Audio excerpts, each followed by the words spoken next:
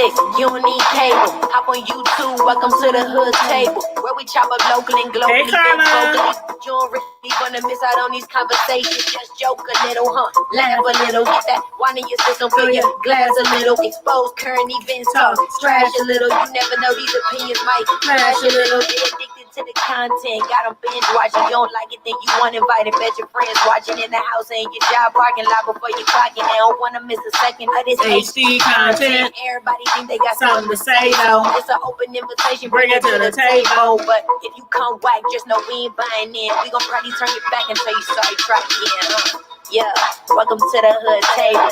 You don't need Netflix, you don't need cable. Yeah, welcome to the hood table. You don't need Netflix, you don't need cable.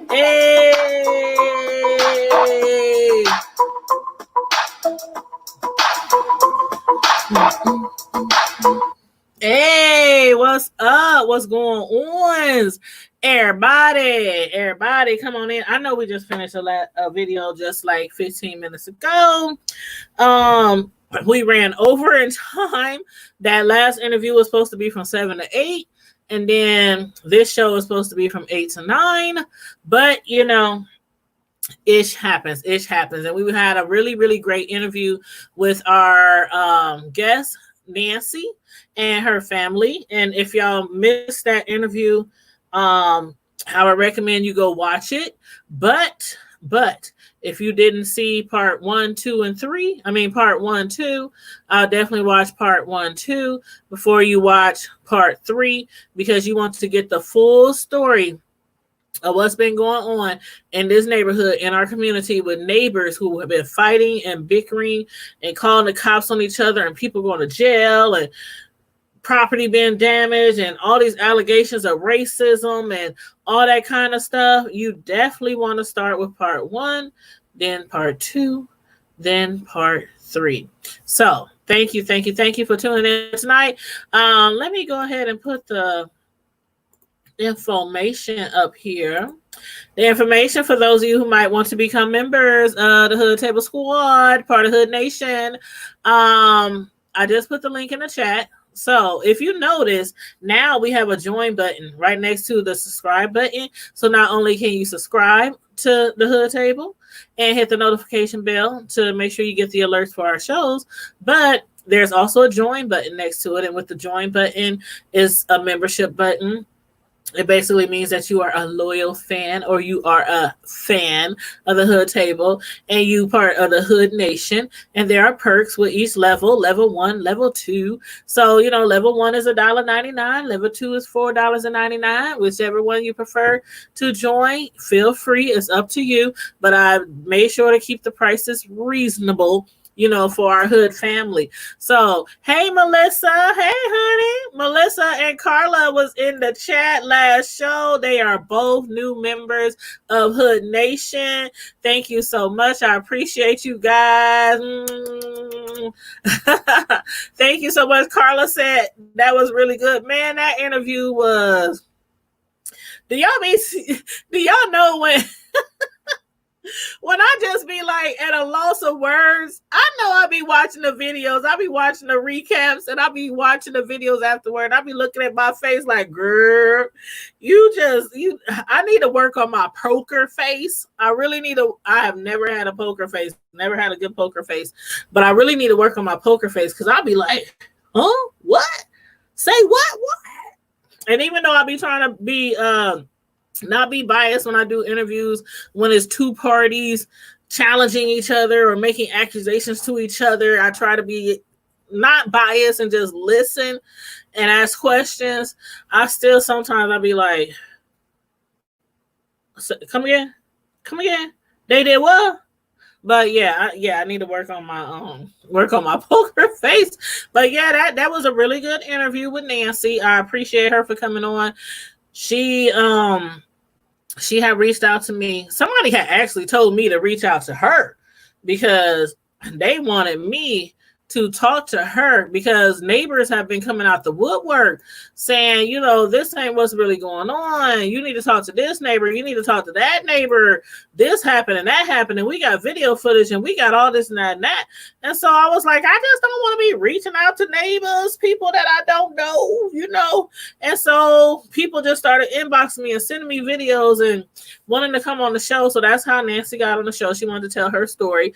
She wanted to tell her story, even though she was kind of weary and kind of, you know, afraid to come public with it. But she said her story had to be told because it would just bring more light to everything that's been going on with these neighbors in this particular neighborhood of North Omaha where I live.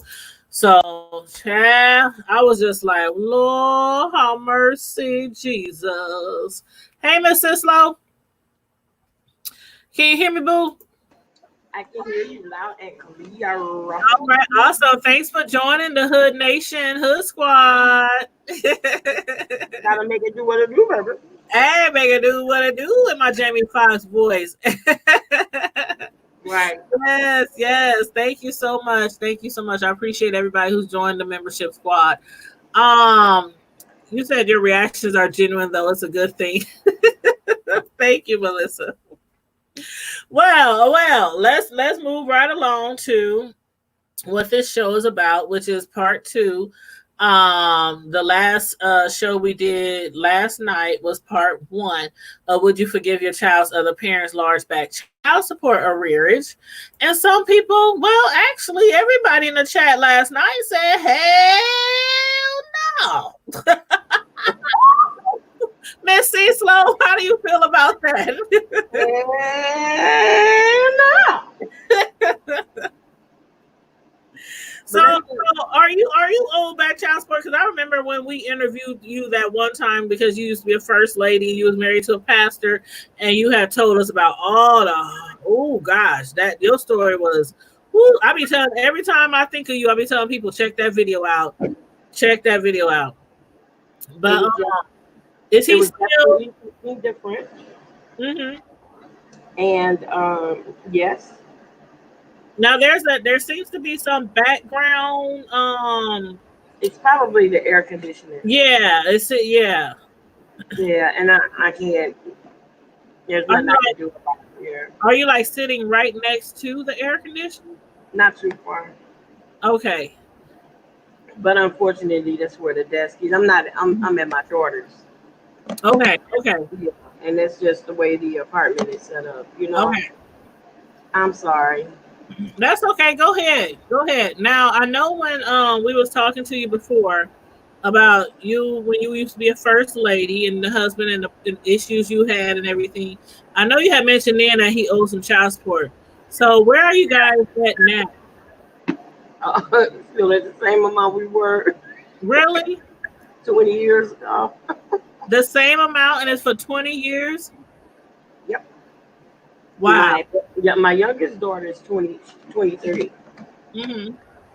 And so it stopped accumulating about 5 years ago.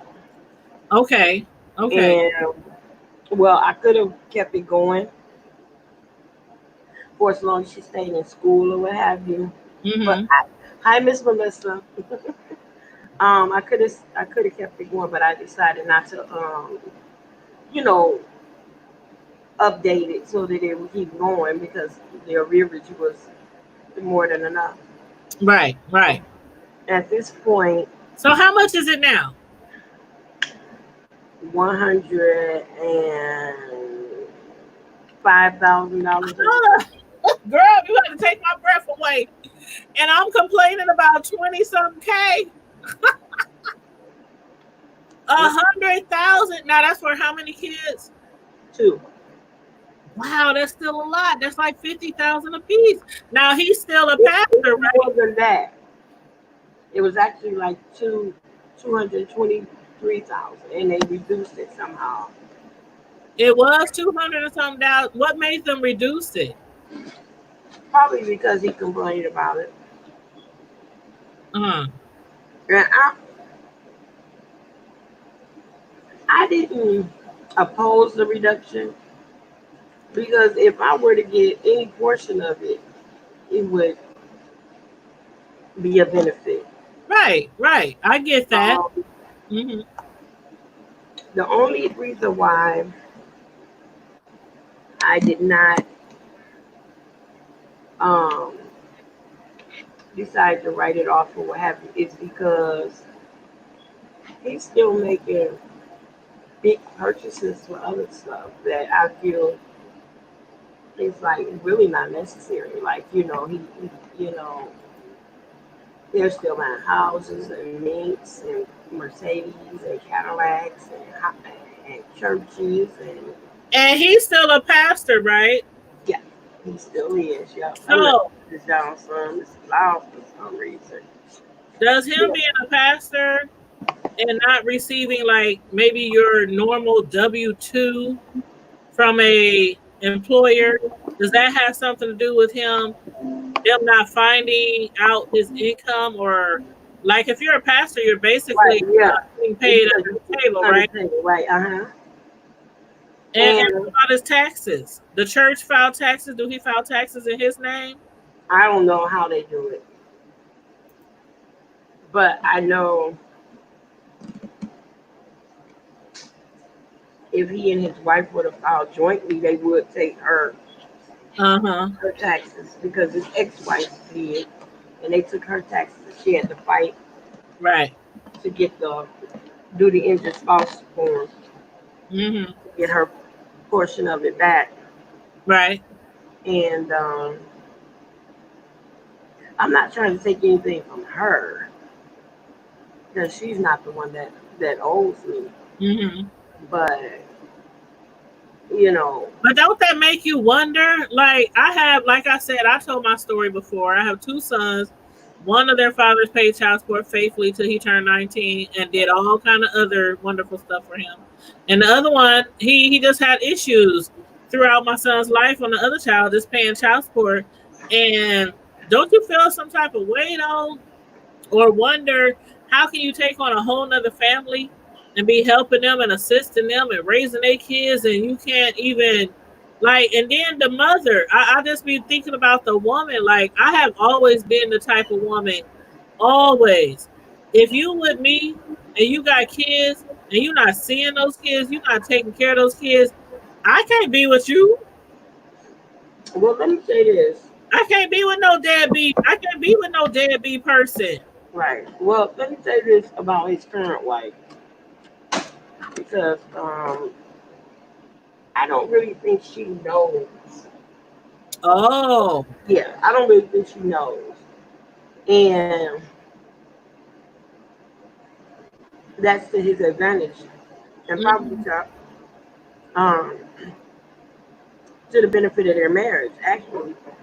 Right. Because I know if I found out that my husband was in debt $100,000 because Hmm. of child support and because of the fact that he had never paid it, I would have probably we probably would have never got married if I had known him beforehand.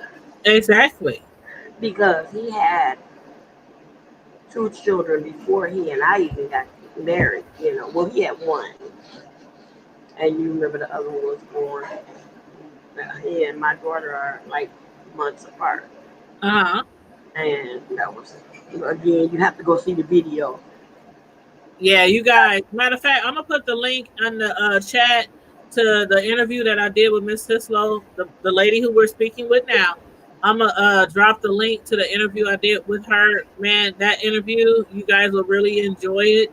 Uh, it deals with being married to a pastor, being a first lady to a pastor, and dealing with cheating and uh just it was a lot. It was a lot. It was a lot. So y'all definitely want to check that video out if y'all didn't watch it, and I'm gonna post And that link in there. I guess a lot of my and just for those who may think that it's a grudge type of thing or um, a revenge type of a thing, it's not Mhm. that at all. You know, because I have been talking to him of the whole time about the whole child support issue, and I've given him chance after chance after chance after chance. Mm-hmm. I'll tell you in a second about the last chance that I gave him, and then that's what made me, just say forget it. Um, I gave him so many chances, and I even told him, if you don't have money, you have time. So if you don't have the money to send the kids, I'm working 2, 3 jobs at a time when I was in my younger years, my more healthier years, I should say. Mm-hmm. But he had more time than he had money at that time, I'm guessing. But he chose not to spend that time with his biological children. Mm-hmm. So, like I told him, if you didn't have money, you have time. Spend some time Right. with the kids. Let them develop a relationship with you. At this Mm-hmm. point, if they don't have a relationship with you, it's your fault, not mine, because I never kept him from seeing the kids. At one point, it came to where I had to have conditions and stipulations, Mm-hmm. only because the wife that he was married to at that time, because he's only married to number 5 now. So And, he okay, you were wife number. Were you wife number 2 or 3? 3 Okay, so you were wife number 3. Okay. and very young. Okay. Yeah. So at that time, he had 3 children, Mm-hmm. and I took care of both of them like they were my own. Even though one that I didn't see him until he was 8 years old. Mm-hmm. And at that time, that was when he came to live with us. So I raised both of those boys. The oldest one I raised from the time he was 2 Mm-hmm. until they left, and still after that. And I still had a hand in on raising his children because Mm-hmm. with my grandparents. So I'm a very active grandmother. I spend a lot of time with all of them, but he never spent time with his own kids. And for my grandkids, that from my biological, my daughters, he don't really know. They don't really know him because he's never really been active in the girls in my girls' lives. Now we have daughters together, so I have 2 daughters with him. Mm-hmm. Is that your phone, Celia? I'm sorry. I think my daughters. Okay. Hang on one second. Okay. Hey, girl. Hey, what's going on, everybody? Miss Sislo had to take a little break real quick. But thanks for everybody tuning in tonight. We're discussing child support issues, child support arrears, and speaking to people who might be going through something where their other child's parent, whether it's a single parent dad raising a child and the mother of the kids owe back child support, or a single parent mom and father owes child support. Would you forgive them and wipe away their slate clean if they owed you thousands and thousands and thousands of child support? So that's what this show is all about. This is actually part 2. Hey, Mr. Slow, you back? Yes, ma'am. All I'm sorry. right. That's okay.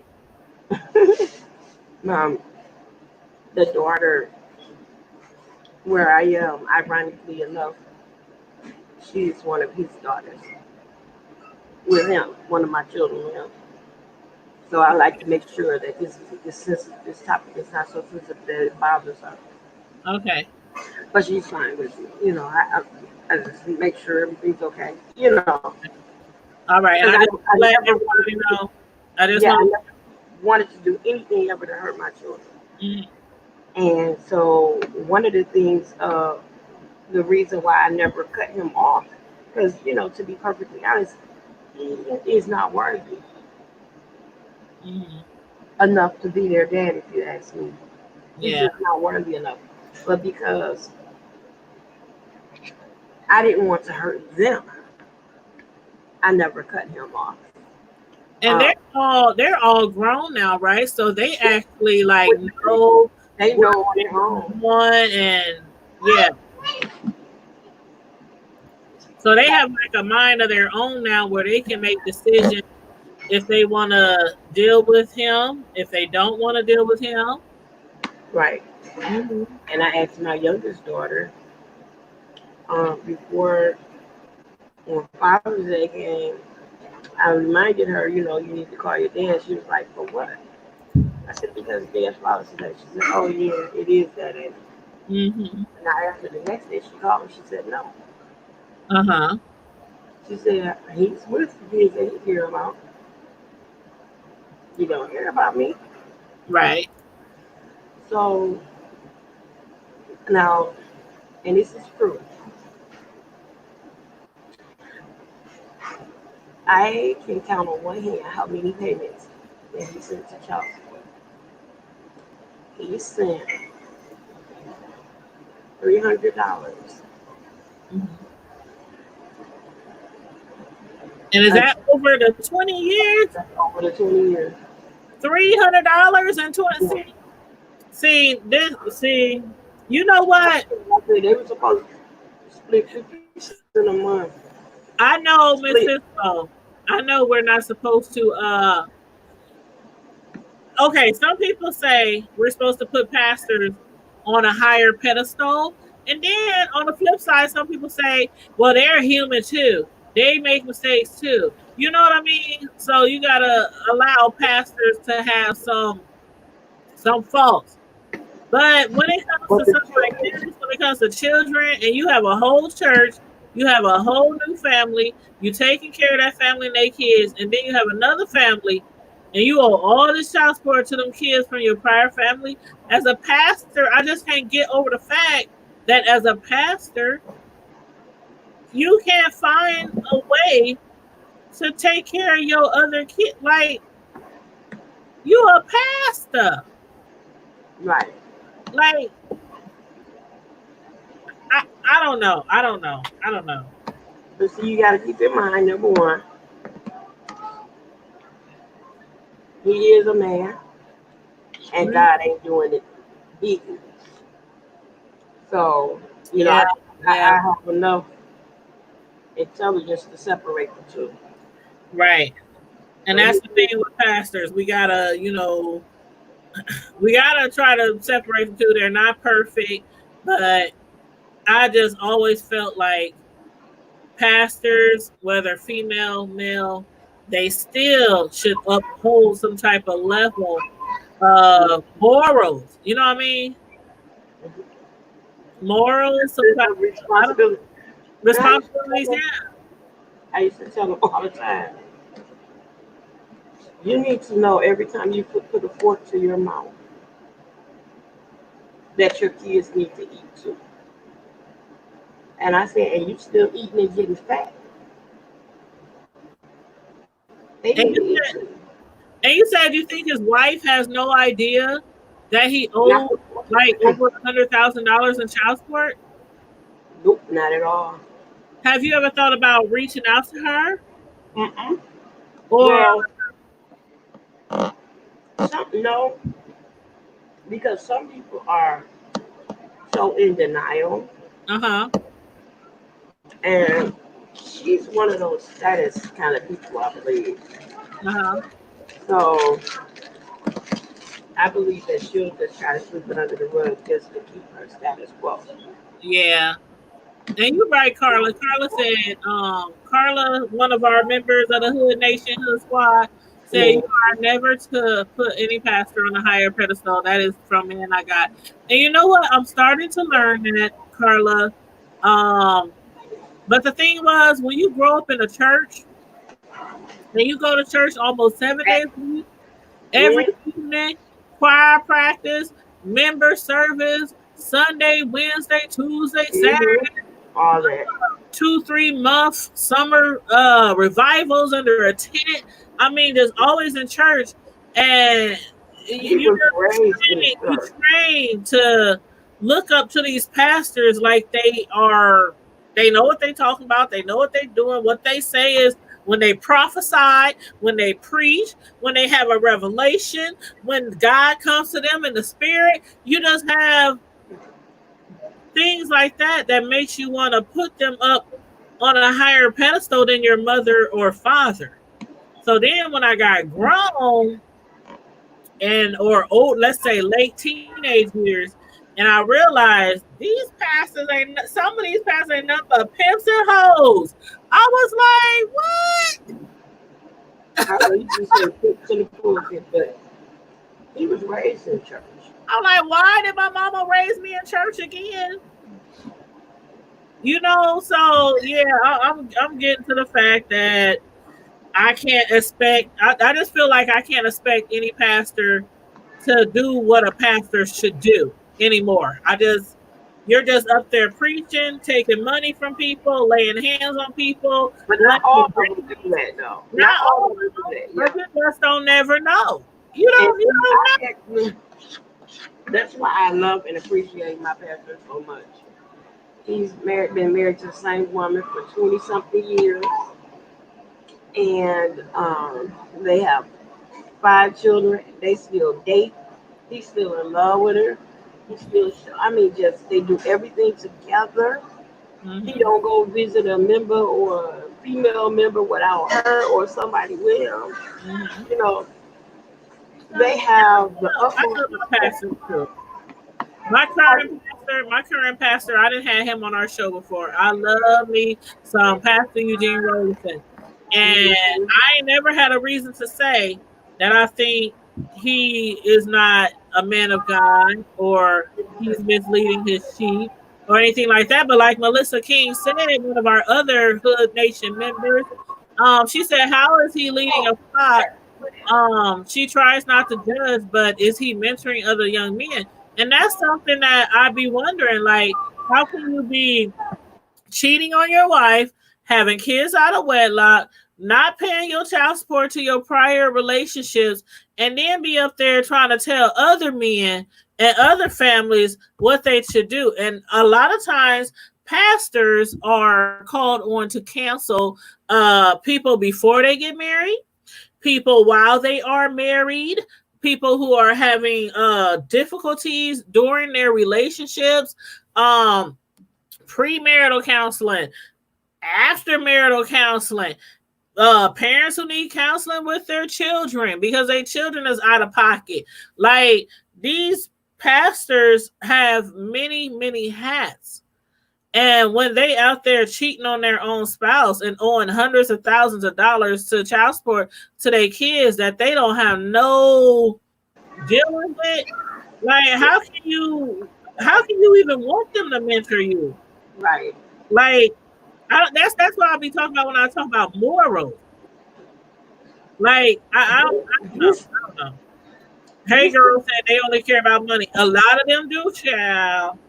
A lot of them do, but I ain't gonna say all of them, but a lot of them do. They get up there and they hop and they skip and they bounce around the church. And they yeah, all this kind of stuff and growl on the microphone. What they say, Tony? How they do it? They be like, yeah.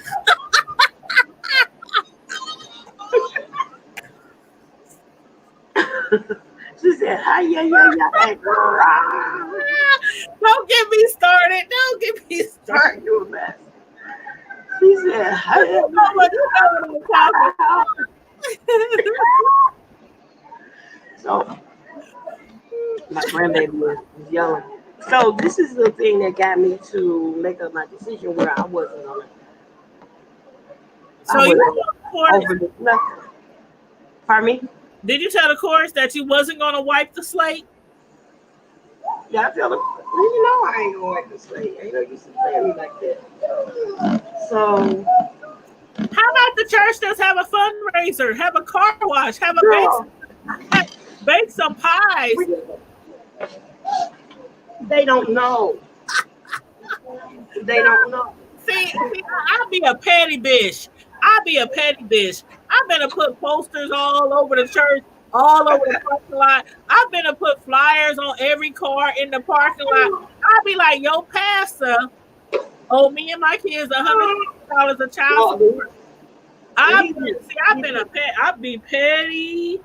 He's not in Michigan anymore. Oh shoot, he ain't even in town no more. Girl. Oh man. Do we need to take a trip? He bus camp. He bus camp years ago. I'm sure wherever we at, we can get there by car, train, or airplane. I don't care how you get here. Yes. Yes, you can. You can pay me my money order. Hey. Cash out. You can pay me by PayPal. You can pay me with your mind. Hey. You can pay me by check, or you can sit it on the pigeon's foot. I don't care how you send it, just send it if you can. There you go, girl.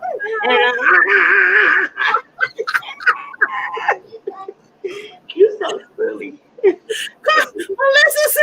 Melissa said have fish fries,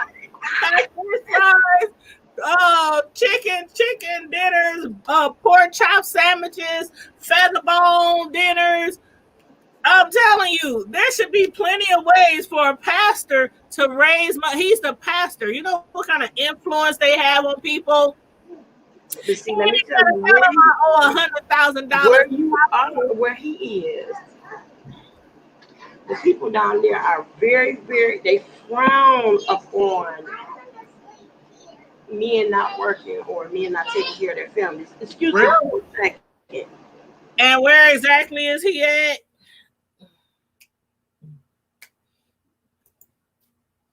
Okay, she done hit silent on us because I think the grandkids is getting kind of hyper in the background. Hey girl says she can't.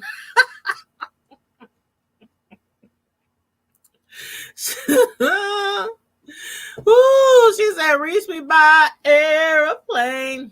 Hey, you can take the train. Cash App, Super Chat, money order, check, direct deposit, gift card, food stamps, EBT.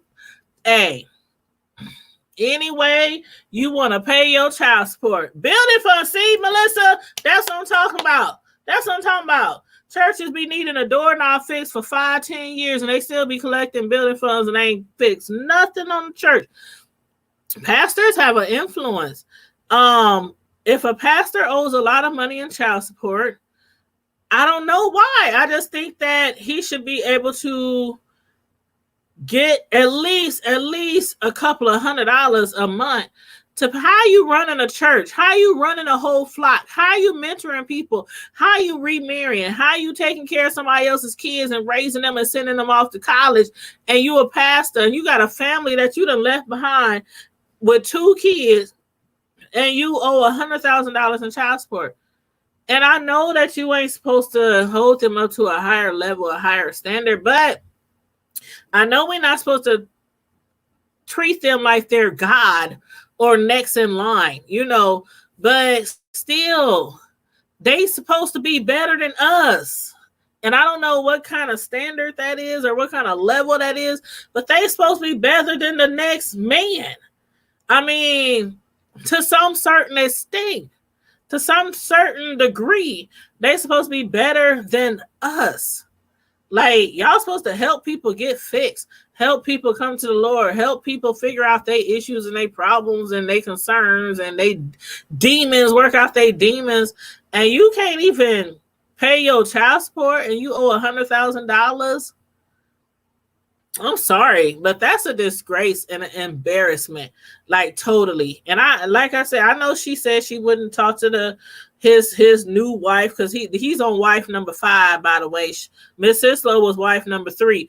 And again, If y'all didn't watch that video that we did with Miss Sislo, who we are speaking with tonight, who is also one of my moderators, she has her own channel as well, and also she's a member of the Hood Squad, the Hood Nation.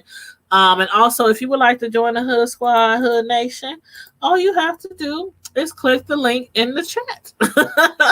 Click the link in the chat, or click the join button right next to the subscribe button. But we did an interview with Miss Sislo, and I'm telling you, I was sitting here like, your husband, the pastor, did what? He moved in other women in your house? He what? He thought y'all was having some kind of I'm gonna switch devices real quick. Girl. I'm gonna switch devices real quick. I'll call you. Okay, honey, go ahead. Come right back in. I'm talking about your story, but go ahead. She'll be back in a minute. But the guy that we're referring to is a pastor, and he's been a pastor for many years. And Miss Sislo used to be married to him, but they got divorced because of his cheating ways, because of all his infidelity, him trying to move sister wives into their home and all that kind of stuff. Man, when she told me in that interview that he moved a lady in the house, that's when Miss Sislo was like, that's it. I can't take no more. It's one thing you out there cheating and embarrass me in the church and in the community, but now you want to bring them broads up in the house? You want to bring them broads, them side chicks up in the house, and they in our room, and I'm sleeping on the couch or in the other room? Man, see, he could have got shanked. He could have got shanked. He could have got cut. Some other lady, some other wife would have shanked him and the other lady and the side chick in the middle of the night while they were sleeping. That's too much. Does he think God is happy with this? He can't be. Shit, half the time I know God ain't happy with me. And I ain't no pastor. I ain't no pastor. Come on now. I grew up in church.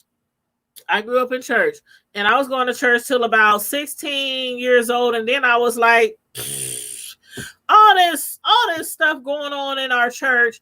Pastor doing this, pastor doing that. People sleeping with the pastor's kids, sexually assaulting members of the church. I mean, it was all kind of stuff that we dealt with, when we was going to church. And our pastor's son right now is doing life in prison because of all the rapes and molestations and sexual assaults that he was doing. I thank God I wasn't one of the victims, because he tried to come on to me really, really hard when my mother first took us to that church. He came on to me really, really hard. And I kept not giving him the time of day.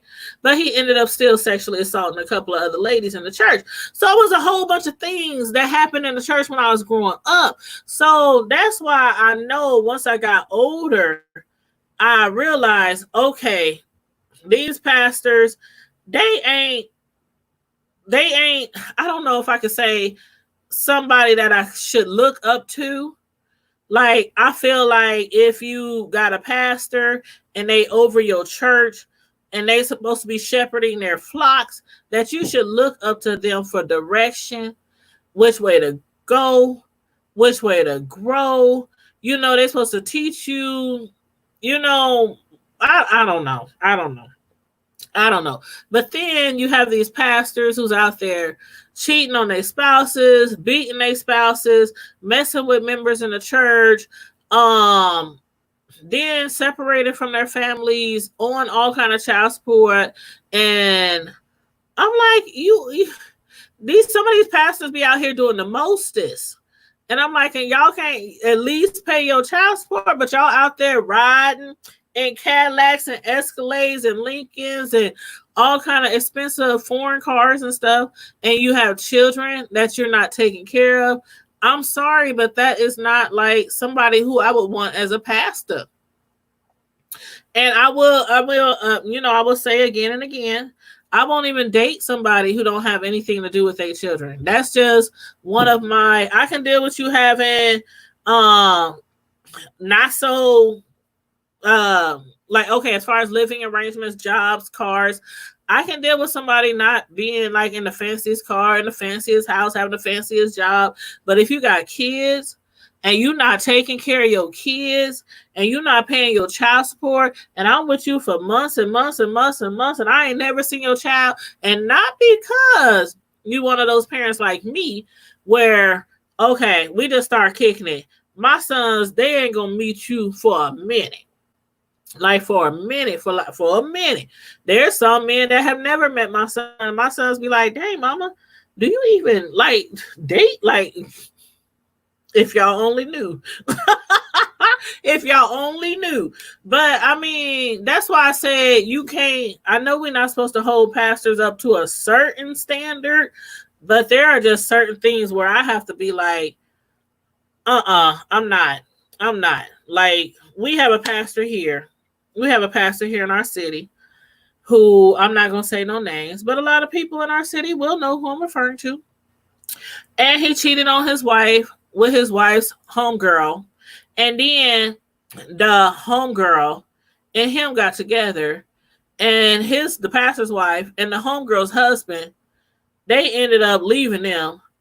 And the pastor and the homegirl got together, and they still together to this day. Things like that, I'm not staying up in the church. Now, there were people who left the church. There were people who stayed in the church. That's mega. That's something big. That's like so immoral, so against God, against the Bible, so hypocritical. But child support, that's like on a small level. And I'm still not cool. Like, what? You owe your child hundreds of thousands of dollars, but you in here hooping and hollering and collecting all this money in the plate, and you can't give your baby mama like $100 a month, nothing. And you a pastor. You wear a robe, a man of the cloth. I'm sorry. I couldn't be at the church. I couldn't. But that's just me. Girl, I was just up here rambling. I'm just up here. You was doing your business. But no, honestly, it's like I think it's, I came outside for a minute because my daughter says it doesn't bother her, but I'm pretty sure it probably does. Like, who wants to hear? I understand. Even though she doesn't get along with him, she didn't really care for him like that. She doesn't want to hear, right? Anything like that. And I respect. I understand. I understand. So, but it's fine. See, I've been like that the whole time. But let me bring you to the current. Why I say I still wouldn't forgive him. Like, forgive the support, not forgive him. I forgive him for all the wrong that he's done. But the reason why I will not give up for the support is this man is terribly gifted. Mm-hmm. Not only can he sing, and I'll send you a link. I'll find it, and I'm going to send you a link where you can see him serenading his bride. It went viral. He was singing to her. It went viral. You were supposed to send me that a long time ago. Yeah, I probably forgot because but it went viral. He is a gifted singer.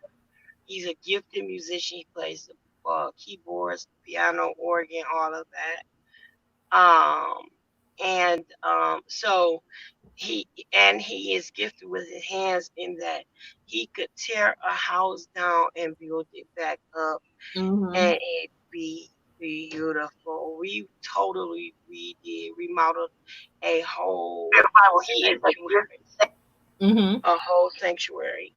Oh wow! So, now this is what happened. About a couple of years ago, I started to have some different issues with my home. Now, I've owned that home for the better part of 30 years. But after I got laid off from the job that I worked at for years, I became disabled, and so I was unable to physically keep the house up the way that I used to. All of the painting and the mending, and I mean, I would do repairs Mm-hmm. on the furnace and everything. Like I could really, do some stuff, but I got to the point to where I couldn't do a lot of that stuff. And then what I couldn't do, I would always have the money on hand to pay someone to get it done. Mm-hmm. So a lot of those repairs to him was absolutely nothing. Right. Nothing. So for years and years and years, he kept saying that he was going to get around and do it, but he never did. Mm-hmm. So I said something to him. I was like, listen, I need you to step your game up. I said, we've been going through this. I said, I don't bother you. I don't call you and say nothing simply because you know you have 2 children over here and you know that they have needs. I said Right. they need clothes, and at this point they're like it takes money like it takes buying clothes for myself because they're young women now. Mm-hmm. So I said, they need underclothes and all this other kind of stuff, things that I shouldn't have to call you and tell you they, buy this for them or, whatever. So first it would get so petty where he couldn't send the money to me. He had to send it to his mom or his sister or somebody, or even to one of the kids and have the kids give it to me. First of all, why are you sending money to the children or to your mama, to your dad, to your Right. other? Why did he mail it to you? And I'm the mother. Trust me. This is how I got to do, because he was hiding it from his wife. Oh, okay. So Okay. after a while, I was like, this is really becoming redundant, and it's really offensive to me. Mm-hmm. You just got to do what you got responsibilities here, buddy. And that's the other thing that I was saying about these pastors. Like, I know we're not supposed to put them up on a higher pedestal, but you have a wife who has no idea that you owe $100,000 of child support. That should have been one of those things that y'all discussed. That you put on the table when you even sign that dotted line on the marriage certificate. Like, get that lady the option to be like, okay, you owe $100,000, but I still love you. So, apparently he didn't do that. But the last promise before this promise that he made was, I'm going to start doing better, and I promise you I'm going to start doing something, and I'll do that until she turns 18, because after that, you won't be able to get nothing. I mean, I won't have the number Social Security, and you won't be able to get that or whatever. This is his arrogance. This is his narcissistic attitude. Most pastors are narcs. Oh yeah. So he never kept that promise. This is the last promise that drew the line, that made me say, you know what, enough is enough. Mm-hmm. The house repairs had come so bad. Tanya, when I tell you that my water in the basement was leaking so long and so bad, and I had it fixed by so many people, but it would last for a couple of days, maybe a month at the very most.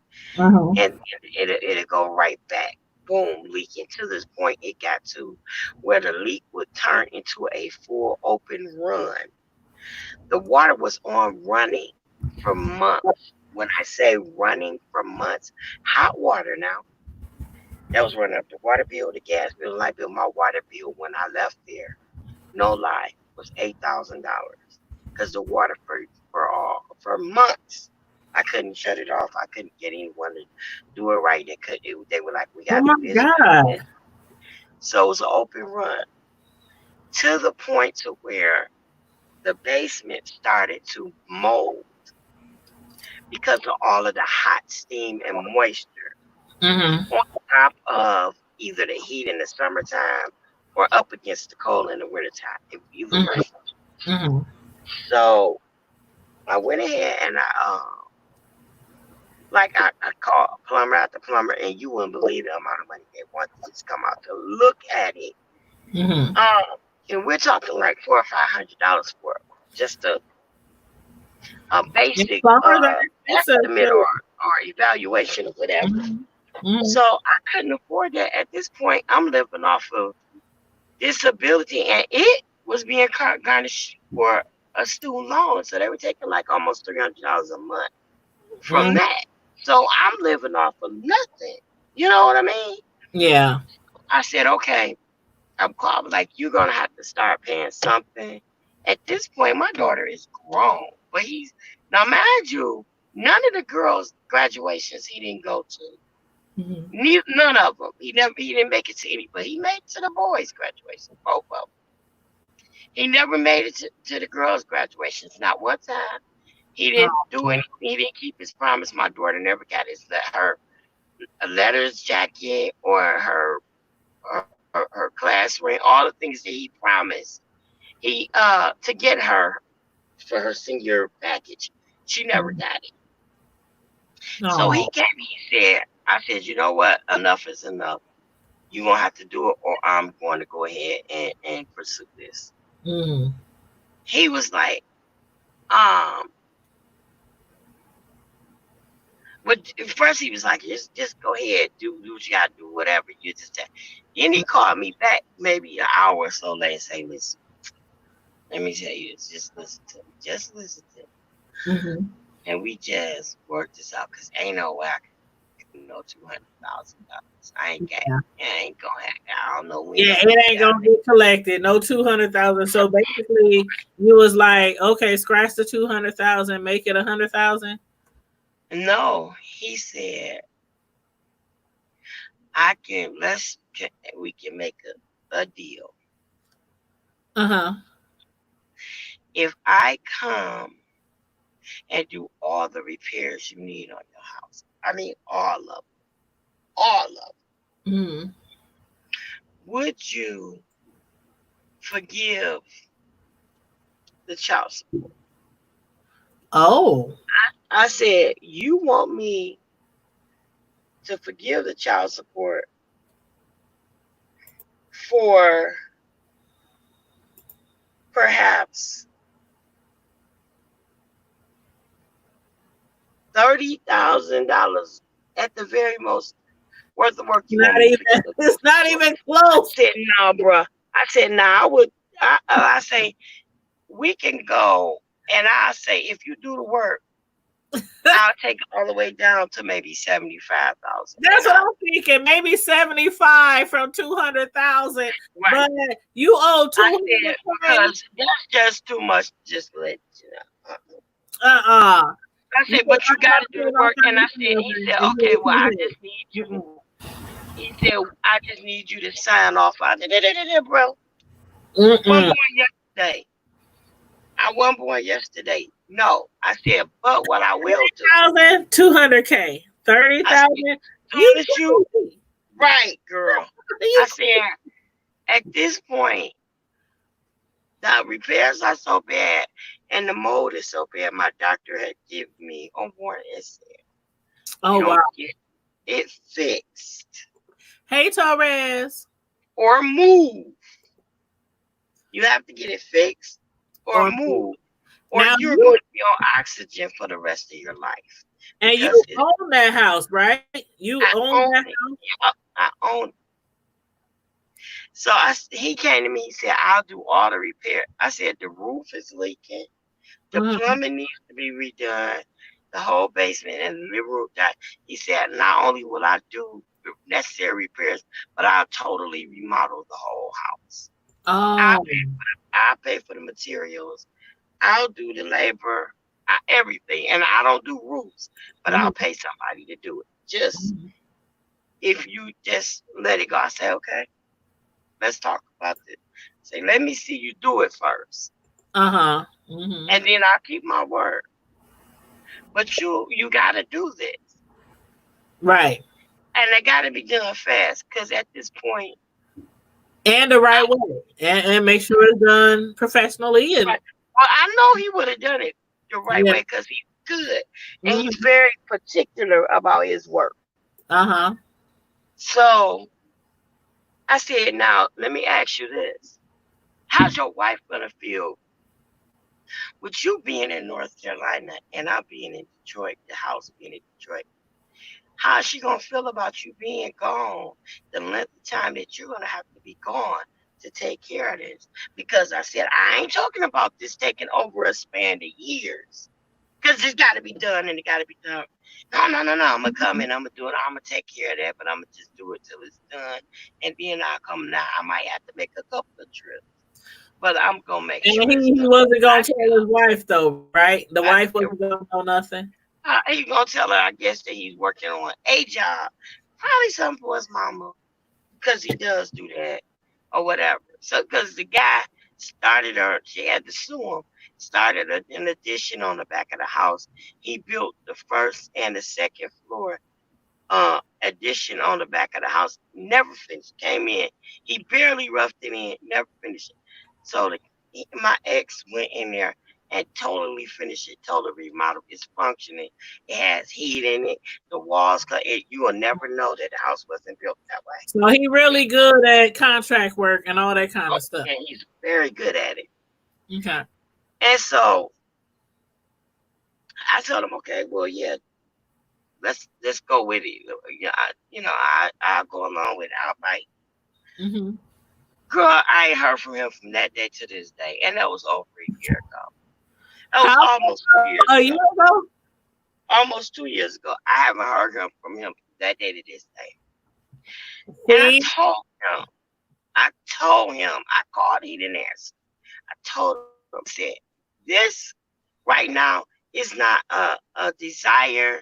Mm-hmm. It's not a matter of preference. Mm-hmm. It's a necessity. Me and your child, your daughter, and my 10-year-old son, we have nowhere else to go. That's so sad. And mind you, everybody, keep in mind, this man is a pastor. He's a man of the cloth. So he wouldn't answer his phone. He wouldn't return none of my calls. He wouldn't. None of that. I tried my best. Girl, my son was laying in his bed. And parts of the ceiling fell on him while it was raining. My daughter was coming down the stairs and the floor was so weak from the second floor. The floor was so weak, my baby almost fell through the stairs. This is how much the rain was coming in and weakening the wood and stuff. I'm sitting on the living room. I had to freaking duck. I got pictures in my phone somewhere of the ceiling in the living room. Big chunks, like we talking 5 by 5 areas of drywall and stuff just drop. And when this is old school sheetrock, so that stuff is very heavy. Big pieces, and it's black mold under that, black mold behind the walls, all this kind of stuff, and we're breathing this stuff in. Mm-hmm. I kept calling. He never did. Tanya, he could have easily fixed that because that's what he does. He wouldn't do it. Do you know that I end up having to sell my house? It was either sell it or lose it, because at that point they were going to try to take it, because the water bill here, when your water bill gets so high, they roll it over onto your tax bill. Mm-hmm. Mm-hmm. They roll it over onto your tax bill. When it gets like that, it gets way out of hand, and then your tax bills come up, and the county treasurer will confiscate your house in lieu of the taxes. Oh, so I had to do something quick. So I sold for a few $1,000s just to get enough money to move, but we could never find adequate housing at the time, and we looked and looked and looked and looked. Do you know that to this day, we still don't have a place to live? And he still owes $100,000. He still owed me all this money. His own child is on the street. We have been homeless since July of last year. I've never been in this situation in my life. I've owned my house for Yeah, because you had your own crib. You owned your crib. everything. Didn't own nothing on it, but the taxes, the water bill, that kind of thing. But I own to this from that. Tanya, we were sleeping in the car in the winter time. I didn't tell anybody any. Yeah, you sure didn't tell me, and we talked to each other, behind YouTube, so outside of YouTube. So you sure didn't tell me. I had no idea.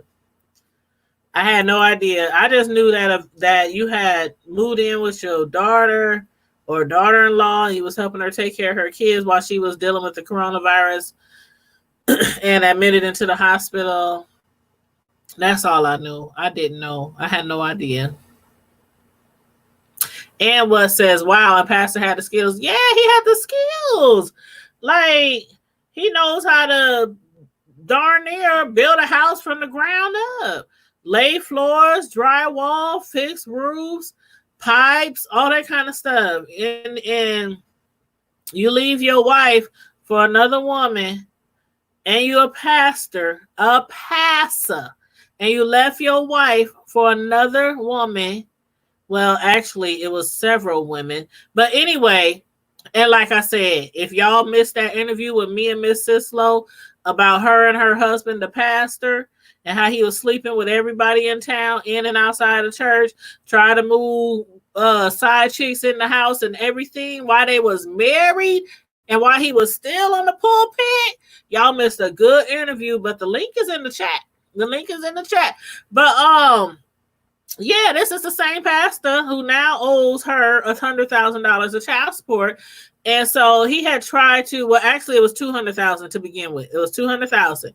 And he had asked her, because when they was living together, that house was her house. She bought that house. She paid it off. It was paid off.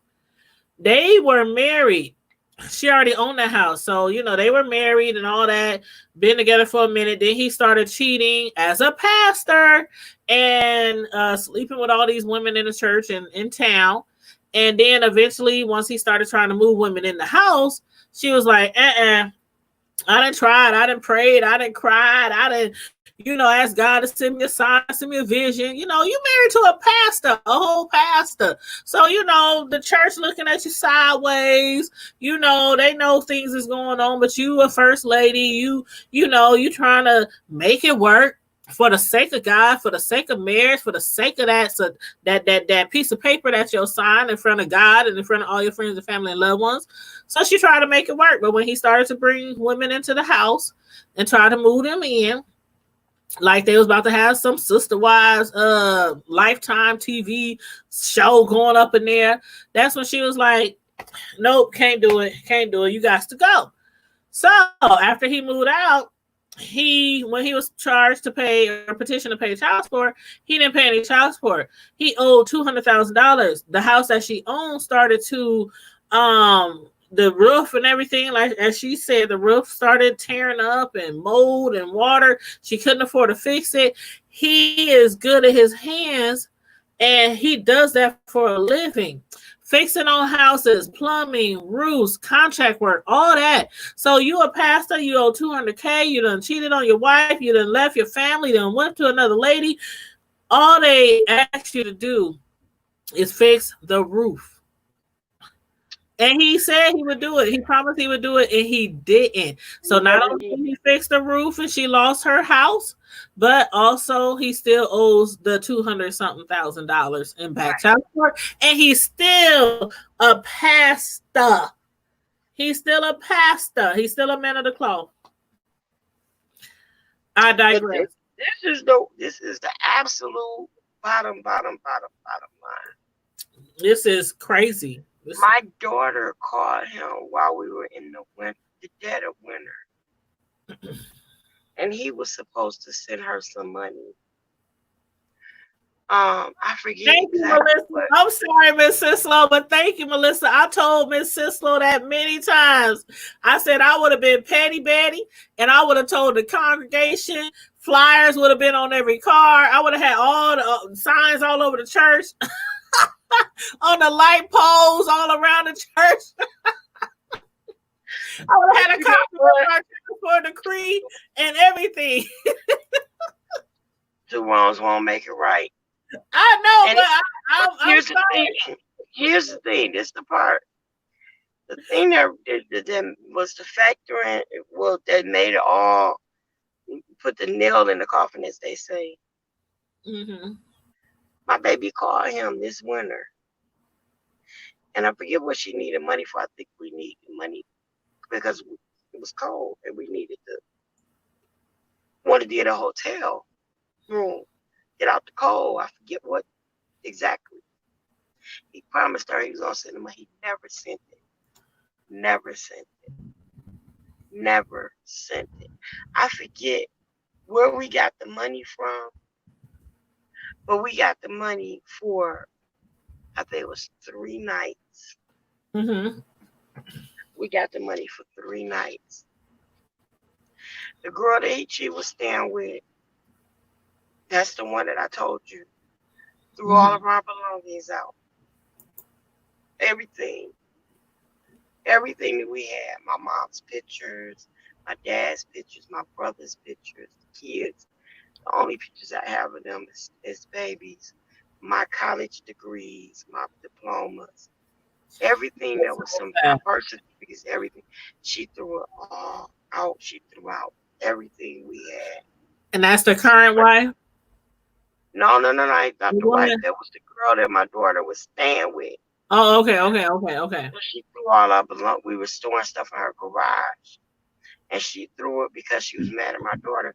Threw out all our belongings, and so we lost everything that was there. You know. Somebody said, did you divorce him? Yeah, she divorced him. Oh, honey, yeah, I divorced him years ago. Miss Sister was wife number 3. He's on wife number 5, so he didn't remarry twice. Yeah, and we were like 21, 22. Yeah, they were really young when we got married. When we got married, so we were really young, and we stayed married until Melissa about 12 years. Melissa said 2 wrongs don't make it right, but I don't think it's wrong to tell your story and let the chips fall where they may. Thank you. I'll be like, let the chips rain where they may. That's why the book is coming out. But I can't wait to buy the book. I can't wait. The bottom line was when he stood my daughter up and told her he was gonna send her money, and she was like, "Ma, I'm done." He said, "Ma, he doesn't care that I'm in the cold and I don't have a place to stay, and we don't have a roof over our head. Ma, even if it wasn't about you, I don't have anywhere to sleep." And he probably. So when I told him, I said, "You know what? I'm done. I'm not. No more chances. It's a wrap. I need an address where I can send the paperwork." He was like, "I ain't about to do all that with you. I ain't about to get in there with you." I said, "Oh, I ain't about to do all that." I said, "Well, what, I need that address. I ain't about to do it." I said, "Okay, no problem. I'll send it to the church. Do what you gotta do." Oh, did you send it to the church? Girl, I filled that paperwork out so quick. I haven't sent it because the COVID thing and everything is closed here. Girl. So as soon as the paper, all I got to do was push Geo. And so they can go out. But when I tell you, he gonna see my smoke. Because, see, you didn't just mess with me. You messed with my babies. That's what pissed me off. Because, see, even through all of this, Tanya, even through all of everything that he and I have been through, it's okay. I forgive you even. But what's hard for me is that you messed over the kids. And then not only that, your parents, your family rather, messed over my children when your mama whooped my child for telling your concubines kids that he wasn't their daddy when she was only a few years old and not knowing no better at all, because she said, "That's not your daddy. That's my daddy. Don't you ever say that again." Beat my daughter. What? Oh, we would have been. Beat my baby. For telling the truth. But they around there calling him, and then, girl, the little girl had the nerve to write my daughter on Facebook and tell her she was wrong for not keeping in contact with y'all. You wrong for not keeping in contact with our father. Our father is a good father. He takes good care. I politely got on there and say, well, I'm glad y'all father is a good father to I mean, you. like, he ain't Because he's taking not care of doing me. anything to me. And I said, you are a kid. Stay in a little kid's place and stay out of my daughter and her father's relationship. It has nothing to do with you. You go be a kid and enjoy all things that he's doing for you. Because he's not doing nothing. Her brother told my other daughter that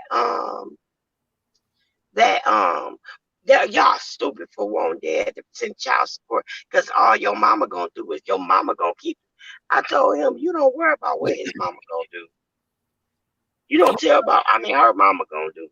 Don't worry about me. Well, oh, I ain't know that was you. I was right. That's why you shouldn't have been running your You know what? Last night on part one of this topic, I had said, being that my son's father owes me 20 something thousand, the oldest one, not the youngest one, because I got two sons. Most people know I got two sons. And the youngest one, dad paid faithfully, paid child support, did all kind of other things for him, spoiled him, all that kind of stuff.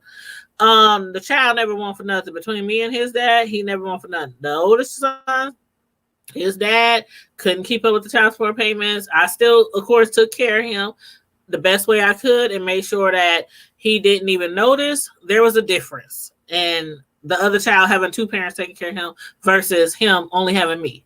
I made sure there was no difference. That's why I worked 2, 3, 4 jobs while they was growing up. But I told my oldest son, if it ever got to the point where child support somehow catches up with him, we end up getting money from somewhere, I don't know, somehow, I told him, I said, I raised you, I took care of you, I bought you everything you ever wanted. You played in every sports program, every elite team, summer camps, video games, $100, $200 sneakers. I mean, just everything. I did everything for you growing up. So if child support ever gets a handle on this and we get child support, I said, this is what I do, even though he owes me technically. The child support is for the kid, but technically the money is owed to the main caregiver of the child. I said, I will, whatever, if it was $100, I give you 50. If it's $500, I give you 250. My oldest son was like, Mom, why you raised me? You took care of everything. You broke your back taking care of us. You worked days, night, weekends, 2, 3 jobs, taking care of us and making sure we didn't miss out on anything growing up. He said, you keep all that money to yourself if you ever get it. I said, nope. And I'm still taking care of my kids. And you might be on your own and you got your own crib with your girlfriend and your own car. He done been to college. He's now out of the house. He's on his own. He's doing great. I said, still, you deserve it too. And so he said, okay, whatever. My son is like, whatever. But my son don't feel like he's owed anything because I took care of him all those years while he was growing up. And he's 24. That's weird for thinking that way. And to be honest with you, if you didn't give him a dime, I understand. But again, we are moms. And we don't never stop giving to our children. They may turn 18, he push them out the door. But that's still our baby. You know what I'm saying? My son called me right now, my 24-year-old, and said, Mom, I need to borrow some money. Or my 24-year-old, if he said, Mom, I'm in a bind, could you pay my phone bill? Could you pay my car insurance? My son. And I'll do it. If I got it, I'll help one of my kids in a drop of a dime. But see, my sons and I have a great relationship where it's like, I can call if I needed something right now. I can call my oldest son and be like, your mama needs, and he would be like, okay, I'm on my way. He can call me and be like, Mama, I'm like, okay, come on over. And the same thing with my 19-year-old. He's still a college student. He's a full-time college student, still lives at home. It's been times where he's like, Mama, my car, they talking about $300, $400. All right, I got you. Tell the man to fix it. I got you. We'll make a way out of no way. So I mean, I'm just that type of parent where if I have these children and they're doing everything they're supposed to do, they're working, they're in college, they're going to school, they respectful, they good law abiding citizen. I mean, I'm sorry, there's some kids out there who I wouldn't even. You need what? Because they totally disrespectful to their parents. Everybody knows those type of kids, but I don't have those type of kids. So regardless if I got child support from their father or not, I always took care of them. And if they needed something and they wanted something, now if they needed something, they got it. If they wanted something like the youngest, he always had to have the doggone LeBron James sneakers. Woo, child. And let me tell you, my youngest child, who's 19 now in college, he was a awesome basketball player. He was balling at like 3-4 years old. I swear to God, he was making most shots on a basketball rim than older kids, and he ended up into basketball all through high school. And if he wanted a pair of LeBron James, I'd be like, "What's your grades? How many A's you got? How many B's you got?" So I never just gave to my kids when it comes to things that they didn't necessarily need. But yeah, they at this point where they grown now, and it's like my oldest son, Mom, if you ever get child support from that 20, 30,000 that dad owes, keep it. And I'm like, no, we gonna split it. I'm gonna give you some, and I'm gonna keep some. So, that's just how I am. I know some parents, they would keep all the money. Some parents would give the money all to their kids. Everybody, you do what you feel is best for your own household. But me, I'm like, hell, I didn't raise you by myself. I really don't, I'm good, you good, whatever. But if we ever get some change from that child support, then hey, we just gonna split it. And you take it and do whatever you want. If you got to pay a bill, you want to go out, go on vacation, whatever, something extra that you want to do, that's what you do. So anyway, hey girl said exactly. Exactly. And I'm not that person. If you've been watching me long enough from I got like 3 YouTube channels, but if you've been watching me starting from Tanya's Primetime TV, I'm not the one to tell nobody what to do. If you ask me for advice, I will give you advice on how I would do things, but I'll never try to tell nobody what to do. I done had friends and family members over the years. Could my kids come over your house? My kids is out of control. They don't listen. They don't behave. They ain't going to school. They ain't doing this. Can I send my kids to your house? I mean, I'd be like, are you sure? My kids might be mindful. They might be obedient. They might be respectful. But are you sure you want your kids to come to my house? You hear me? Girl, my family members just call me Tanya. I'm dropping my kid off at your house. They need some discipline. Something ain't working. I'm like, all right, send them on. They hear that Tanya. They like, and the thing about it is, I always was like that cool parent, but that strict parent. That outgoing parent, but that no play, no shit parent. So I've always been like that. I always try to keep an even keel. I always try to keep in mind, I was once a child. And if you ain't never been a parent before and you plan on having children, you have to keep that in your head. That you was once a child before. So whenever your child gets out of line, act up in school, keep that in mind first before you start your disciplinary action. Because if you don't keep that in your mind first, then sometimes some parents go too far with disciplinary actions and they end up with kids who grow up despising them because of over abuse. And I ain't saying don't spank. I ain't saying that. I'm just saying a lot of times when you disciplining kids, you have to remember what happened when I did this. What did my mom do with this? I remember I skipped school. I remember, you just have to keep in mind you was once a child before, you know. So, anywho, go ahead, Miss Sislo. Oh, I was gonna say, I appreciate you giving me the time to come on. I gotta run in. I gotta run in and get the baby because I That's cool. was helping. I gotta go and get the baby because That's I can't fine. help my daughter out. I appreciate you guys, and I wanted to just say this.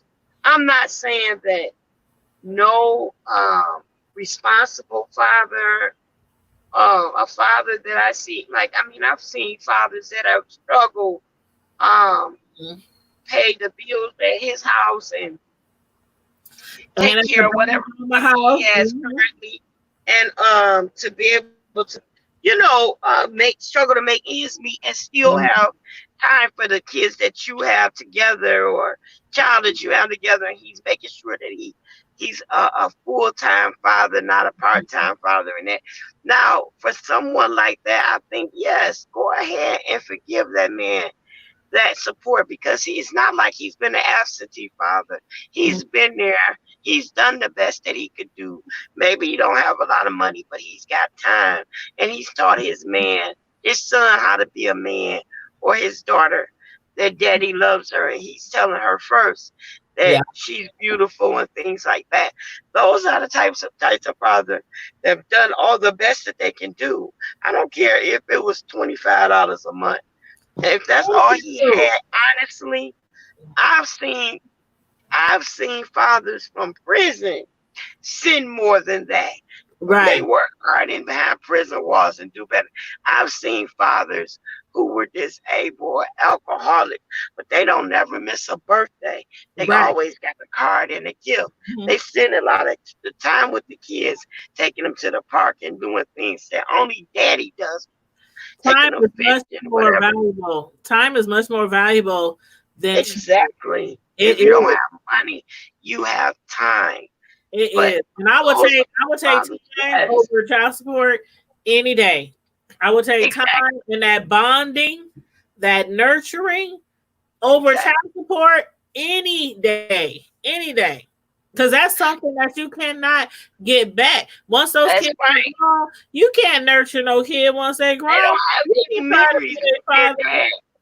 And once the only memories that they have of their dad is them in church, him in the pulpit preaching, and him, other people hearing his mistress's children call him daddy and be raised by him. They don't have any positive memories, and that's his fault. But the other thing is, excuse me, the other thing is, if he had been there to minister time to them and to impart things into him and to teach them the right things to do, they would have more appreciation. They don't have anything, because even though now they're grown, now I say what I want to say, but I still respect them, and if it bothers them, I'll leave. Right. But when they were children, I didn't speak ill of him in front of my kids. I still didn't do it. And that's how you're supposed to do. That's how you're supposed to do. I never did it. It wasn't until they got grown and they start seeing things on their own, they started saying, you know what, I asked my mama like I always do. And she'll come through like she always does. They got a saying, my kids,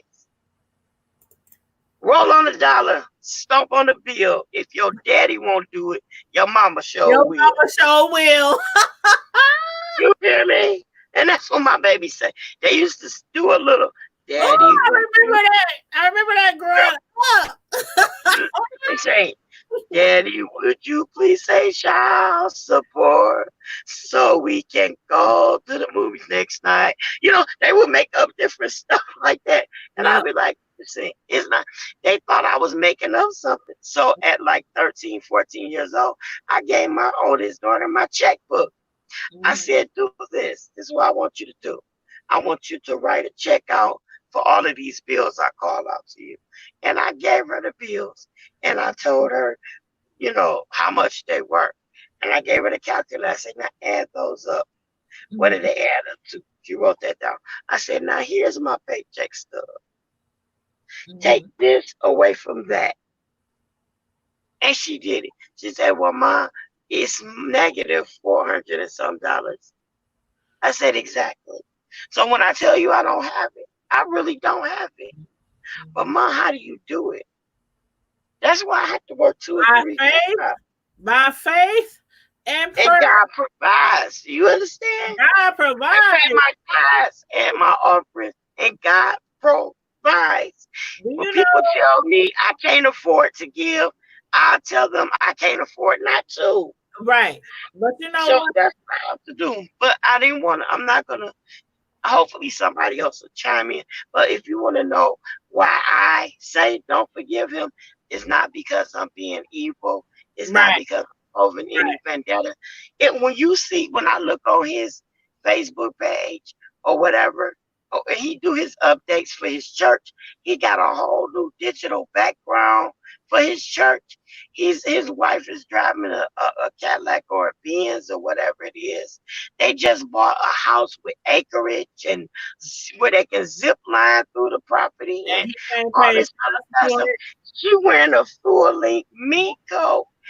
They living life. They taking vacations. He doing this too. And your daughters can't eat and we homeless. And he ain't paid child support in 20 years. And he's a pastor. I'm sorry. I'm not. I have to keep reiterating. He's a whole man of the cloth.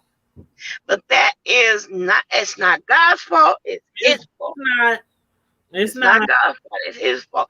And I had to take the reason why I stopped that my children go to church with him was because he was preaching one thing, but he was living another. And I told him, you are not going to give my kids a false conception or a perception of what God is. God is not what you're doing. And he don't condone it. So when you start living right, they can start going to church with you. I can't respect. I'm sorry. I done got to the point where I'm old enough. I'm grown enough. I done seen so much in church growing up, and as an adult, I can't respect you if you ain't walking the walk. Everybody falls by the wayside, and you know we all make mistakes. But when you just doing outright stuff like cheating on your wife, having kids out of wedlock, not taking care of your kids, not paying child support, I'm sorry, but that's just totally different from you taking a puff of a cigarette or having a drink after dinner. You know, some things is just not. You're not right. And then I tell you this, girl. I ain't tell you this. In the midst of all this, and you not taking care of your kid, he popped up with another kid, the same age as some of mine, and started taking care of her. And all of these addict children that from the wives he just married. But you ain't sending these nothing.